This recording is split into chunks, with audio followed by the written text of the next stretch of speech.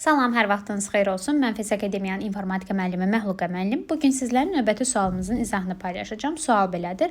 10-luq say sistemində verilmiş 512-nin kvadratı ədədini 16-lıq say sistemində təsvir olunarsa, həmin rəqəm neçə sıfırla bitər? Təbii ki, əvvəlcə mən 512-nin kvadratını burada sadələşdirəcəm. 512-ni 2 üzəri 9 və onun kvadratı kimi göstərəcəm. Bu da olacaq 218. 16-lıq say sisteminə keçəndə görünən bu qüvvəti, yəni 18-i böləcəm 4-ə. Niyə 4-ə bölürəm? Çünki 16-lıq say sistemində mənim bitlərimin sayı 4-dür. Böləcəm 4-ə, bu da bərabərdir. Mənə 4 tam düşəcək, qalığım isə nə qalacaq? Qalığım isə deməli 2 qalacaq. Və sıfırlarımın sayı olduğu üçün, soruşduğu üçün tam hissələrimin sayı qədər sıfırlarım olacaq. Qalığı isə 2-nin qüvvətinə yazacağam və nə alınsa ədədim həmin ədəddən başlayacaq. Məndə sıfırların sayını soruşduğu üçün deyirəm ki, 4-ə də sıfırım olacaq.